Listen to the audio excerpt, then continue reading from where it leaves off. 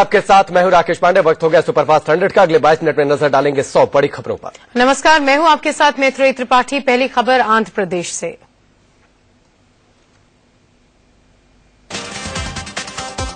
आंध्र प्रदेश के ईस्ट गोदावरी में ओएनजीसी की पाइपलाइन में भीषण आग लग गई है। पाइपलाइन में यह आग एक धमाके के बाद लगी।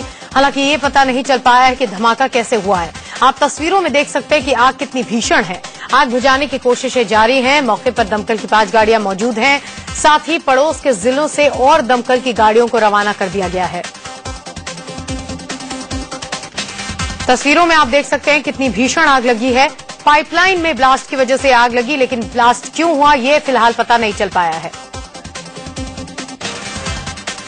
पाइपलाइन में यह आग सुबह 6 बजे लगी। इस भयानक आग में 10 लोगों के झुलसने की खबर है, जिन्हें ईस्ट गोदावरी के अस्पताल में भर्ती करवाया गया। ओएनजीसी की ये पाइपलाइन अंडरग्राउंड है, जिससे अधिकारियों की परेशानी और बढ़ गई, क्योंकि आग के ज्यादा फैल जाने के बाद उसे बुझाने में और ज्यादा परेशानी होगी।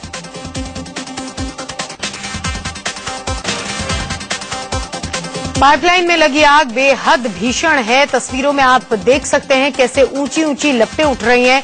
ईस्ट गोदावरी के जिस इलाके में यह आग लगी है वहां आसपास कई गांव भी हैं। लिहाजा पुलिस ने एहतियातन पाइपलाइन से सटे गांव को खाली करा दिया है। अब तक आग की वजहों का पता नहीं चल पाया है। प्रधानमंत्री नरेंद्र मोदी अपने मंत्रिमंडल का विस्तार करने की तैयारी में है। 4 जुलाई को मोदी कैबिनेट में बदलाव हो सकता है। इस विस्तार में 12 नए चेहरों को मंत्री बनाया जा सकता है, जिसमें जेपी नड्डा का भी नाम शामिल है। पीएम नरेंद्र मोदी ने आज कैबिनेट की बैठक बुलाई है। कैबिनेट की बैठक 2 हिस्सों में होगी। पहली बैठक सुबह 10 बजे होगी, जिसमें महंगाई और नक्सल जैसे मुद्दों पर चर्चा हो सकती है, जबकि दूसरी बैठक शाम 5 बजे होगी। वहीं गृह मंत्री राजनाथ सिंह ने आज नक्सल प्रभावित राज्यों के मुख्य सचिवों और डीजीपी की एक बैठक बुलाई है। बैठक में नक्सलवाद से निपटने के लिए नई रणनीति बनाने पर विचार किया जाएगा। इस बैठक में छत्तीसगढ़, ओडिशा, बिहार, झारखंड समेत 10 राज्यों के अधिकारी शामिल होंगे। गृहमंत्री बनने के बाद राजनाथ की नक्सल समस्या को लेकर यह पहली बैठक है। बजट सत्र से पहले बीजेपी अपने सांसदों को ट्रेनिंग देगी। इसके लिए कल से ट्रेनिंग कैंप लगाया गया है।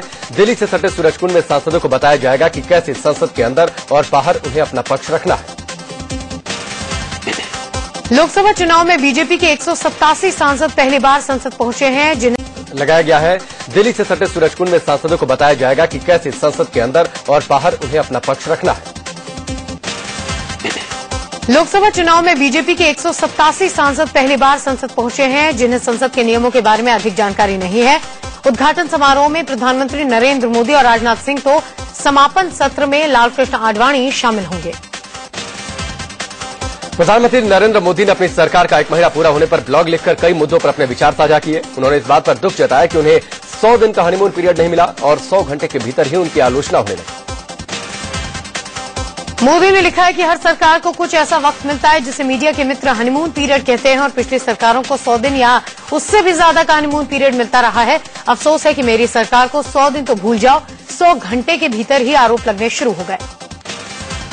प्रधानमंत्री नरेंद्र मोदी ने लिखा है कि पूर्व की सरकार की 67 साल के शासन की तुलना 1 महीने की सरकार से नहीं की जा सकती, लेकिन मेरी टीम ने हर पल लोगों की भलाई के लिए काम किया। मेरे द्वारा लिया गया प्रत्येक फैसला सिर्फ और सिर्फ देशहित में था। मोदी सरकार के कुछ मंत्रियों को सरकारी बंगले अलॉट कर दिए गए हैं। गृह मंत्री राजनाथ सिंह का नया पता है 17 अकबर रोड, जबकि वित्त मंत्री अरुण जेटली का पता है 2 कृष्णा मेनन मार्ग। उमा भारती 6 अकबर रोड पर रहेंगी। नितिन गडकरी 4 जनपथ और पीयूष गोयल 8 3 मूर्ति लेन स्थित बंगले में रहेंगे। दिल्ली के पटियाला हाउस कोर्ट ने नेशनल हेराल्ड अखबार केस में कांग्रेस अध्यक्ष सोनिया गांधी और राहुल गांधी को समन भेजा है। कोर्ट ने उनके अलावा सैम पेट्रोदा, ऑस्कर फर्नांडिस और मोतीलाल वोरा को भी समन भेजकर 7 अगस्त को कोर्ट में पेश होने का आदेश दिया है। कांग्रेस आज हाईकोर्ट का दरवाजा खटखटा सकती है।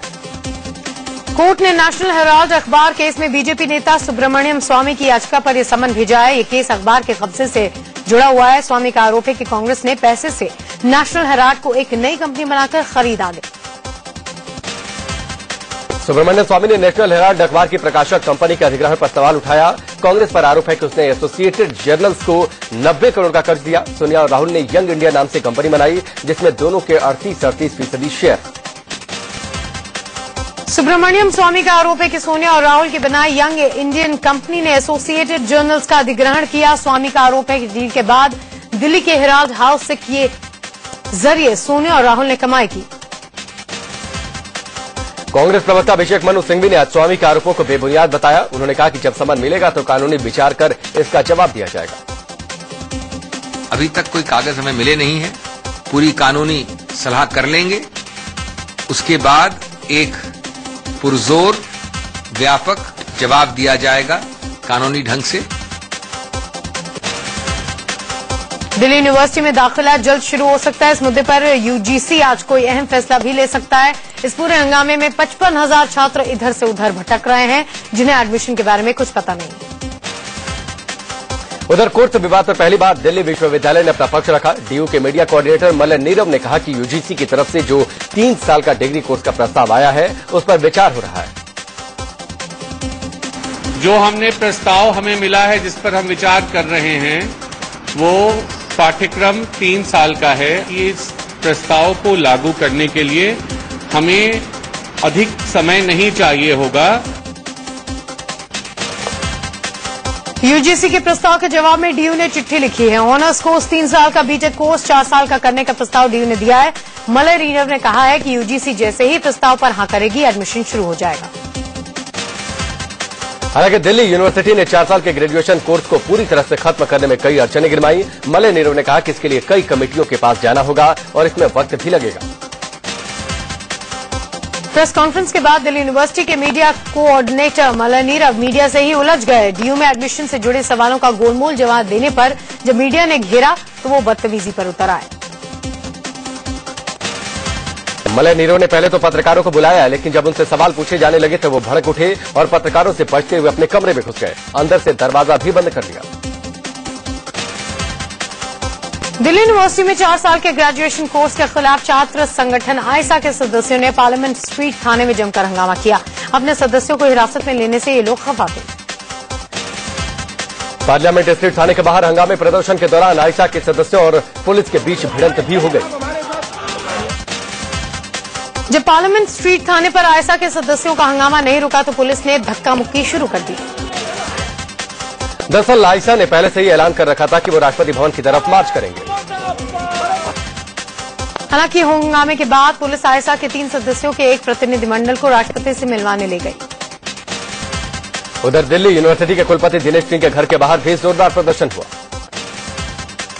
छात्र संगठन आज सुबह 11 बजे इंडिया गेट से लेकर प्रधानमंत्री आवास तक मार्च निकालेंगे। ये छात्र यूपीएससी की सिविल सर्विस की परीक्षा के पैटर्न में बदलाव का विरोध कर रहे हैं।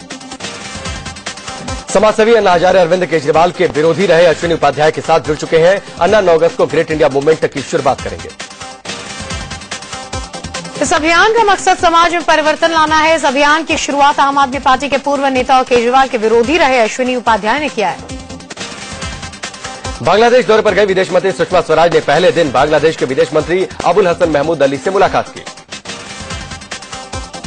इस मुलाकात के दौरान सुषमा स्वराज ने अवैध प्रवास का मुद्दा भी उठाया। हालांकि इस यात्रा के दौरान किसी समझौते पर हस्ताक्षर नहीं होने हैं। इस यात्रा को एक सद्भावना यात्रा माना जा रहा है और इसका लक्ष्य पिछले कुछ सालों से सकारात्मक दिशा में जा रहे दोनों देशों के संबंधों को आगे बढ़ाना है।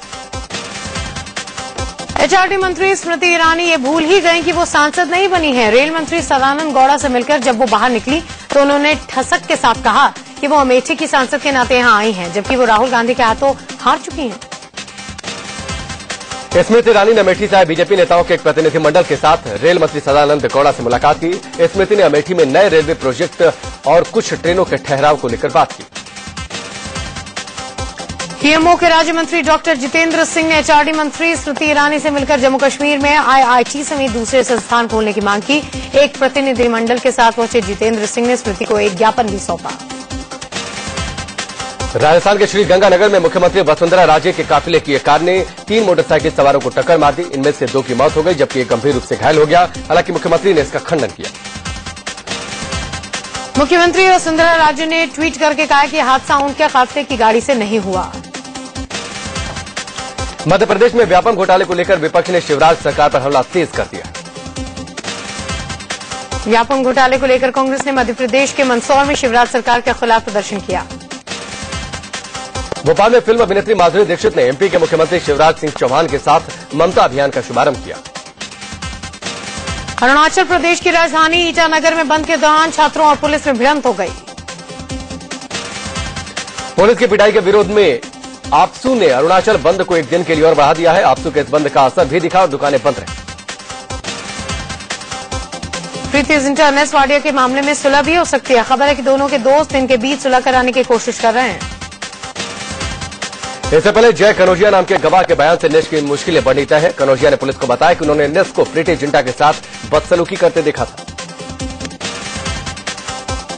प्रीति वाडिया विवाद पर पुलिस आज 2 और गवाह पारुल खन्ना और शैलेश गुप्ता का बयान दर्ज करेगी।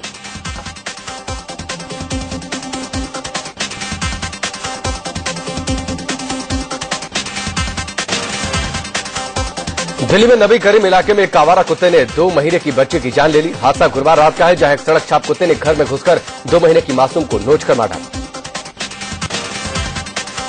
यूपी के संभल में नाबालिग लड़की से गैंगरेप का मामला सामने आया है। पीड़ित के मुताबिक घर के बाहर से बंदूक के बल पर कुछ लड़के उसे उठा ले गए। गैंगरेप के बाद आरोपियों ने लड़की को खेत में बेहोशी की हालत में छोड़ दिया। गांव के लोगों ने लड़की की बेहोशी की हालत में देखकर उसके घरवालों को जानकारी दी। लड़की ने होश में आने पर 3 लड़कों का नाम दिया, जिनके खिलाफ पुलिस ने मामला दर्ज कर दिया। यूपी के बहराइच में नाबालिग से बलात्कार के बाद हत्या का मामला सामने आया है। विशेषरगंज इलाके में हुई वारदात के बाद इलाके में हड़कंप मच गया। यूपी के गाजीपुर में नाबालिग लड़की से रेप का मामला सामने आया है। पड़ोस में रहने वाले लड़के पर रेप का आरोप लगा है। दिल्ली के आरकेपुरम इलाके में 24 साल की एक लड़की ने अपने ही दोस्त के खिलाफ रेप का केस दर्ज कराया है। दिल्ली के करावल नगर इलाके में एक महिला की रहस्यमय तरीके से मौत का मामला सामने आया है। महिला के मायके वालों पर आरोप है कि उसे दहेज के लिए मार दिया। दरअसल मेरठ की रहने वाली पूजा की शादी 2 साल पहले करावल नगर इलाके में विपिन से हुई थी। पूजा के मायके वालों का कहना है कि बुधवार की शाम फोन पर पूजा ने बताया कि उसके साथ मारपीट हुई। दिल्ली के तिहाड़ जेल फिर से विवादों में है। यहां की 8 नंबर जेल में एक कैदी की फांसी पर लटकती लाश मिलने से सनसनी फैल गई। रेप के आरोप में गिरफ्तार एक्टर शाहरुख खान के ड्राइवर को मुंबई कोर्ट ने 1 जुलाई तक पुलिस कस्टडी में भेज दिया है। यूपी के कौशाम्बी में एक लड़के ने नौकरी पाने के लिए अपने पिता के रिटायरमेंट से 2 महीने पहले ही हत्या कर दी। उसके बाद वो रोने का नाटक करने लगा, लेकिन पुलिस को देखकर मौके से फरार हो गया। पूर्वी दिल्ली के सांसद महेश गिरी के ट्रस्ट की कार उनके घर के बाहर से चोरी हो गई। यूपी के संभल में अखिलेश सरकार में कैबिनेट मंत्री इकबाल महमूद समेत 15 लोगों के खिलाफ केस दर्ज हुआ है। मंत्री पर आरोप है कि पूर्व बार एसोसिएशन अध्यक्ष के घर में घुसकर मारपीट की गई। हिमाचल के ऊना में छापेमारी कर पंजाब पुलिस ने भारी मात्रा में ड्रग्स बरामद किए। पंजाब में चल रही ड्रग्स तस्करी को लेकर पंजाब पुलिस जगह जगह कार्रवाई कर रही है। लुधियाना पुलिस ने 1.5 करोड़ के हेरोइन के साथ 3 लोगों को गिरफ्तार किया है। पंजाब में ड्रग्स के बढ़ते कारोबार से परेशान पुलिस लगातार छापेमारी कर रही है। फरीदाबाद पुलिस ने सीकरी गांव के पास एक कैंटर से शराब की 750 पेटियां बरामद की। गुजरात के जामनगर में एक टॉर्च का इजाद किया गया है, जो महिलाओं की सुरक्षा करेगा। टॉर्च का बटन दबाते ही उससे करंट निकलेगा और जोर की आवाज होगी। भारी बारिश के बाद असम में ब्रह्मपुत्र और उसकी सहायक नदियों ने कहर बरपाना शुरू कर दिया है। 4 जिले बाढ़ की चपेट में हैं। 43 गांव के लगभग 30,000 से लोग बुरी तरह प्रभावित हैं। असम में बाढ़ ने कामरूप, लखीमपुर, दारांग, सोनितपुर और उदलगुरी जिलों में तबाही मचाई है। ईटानगर के नीति विहार में लैंड स्लाइडिंग ने आम जनजीवन को बाधित कर दिया है। लगातार हो रही बारिश की वजह से यहां रहने वाले लोगों को अपनी जान पर खतरा सताने लगा है। दिल्ली के शास्त्री पार्क इलाके में डीडीए की टीम ने करीब 100 झुग्गियों पर बुलडोजर चलवा दिया। भारी पुलिस बल के साथ पहुंची डीडीए की टीम ने बिना किसी चेतावनी के कार्रवाई शुरू कर दी। कानपुर के एक गांव में पुलिस और पीएसी ने पिछले 3 दिनों से डेरा डाल रखा है। न्यू ट्रांसपोर्ट नगर बनाने के लिए प्रशासन ने यहां की तकरीबन 300 बीघा जमीन के अधिग्रहण का फैसला किया है। गूगल बॉय के नाम से मशहूर कौटिल्य पंडित ने हरिद्वार में शंकराचार्य स्वामी स्वरूपानंद सरस्वती से दीक्षा ली। शंकराचार्य मठ में स्वामी स्वरूपानंद सरस्वती ने कौटिल्य को आध्यात्म की दीक्षा दी। अमरनाथ यात्रा के लिए पहला जत्था आज जम्मू से रवाना हो गया है। बाबा के दर्शन के लिए 28 जून को पहला जत्था बालटाल से रवाना होगा। अहमदाबाद में मशहूर भगवान जगन्नाथ की 137वीं रथ यात्रा रविवार को धूमधाम से निकाली जाएगी। सीएम आनंदीबेन पटेल और केंद्रीय मंत्री स्मृति ईरानी रथ यात्रा की शुरुआत करेंगी।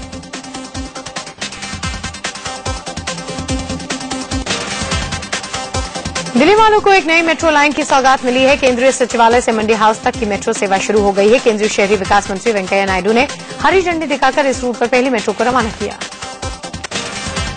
रेलवे अब अपना नया टाइम टेबल 1 सितंबर को जारी करेगा। पहले ये टाइम टेबल 1 जुलाई से लागू होना था, लेकिन 8 जुलाई को रेल बजट है और ऐसे में नई ट्रेनों की घोषणा के बाद टाइमिंग तय की जाएगी।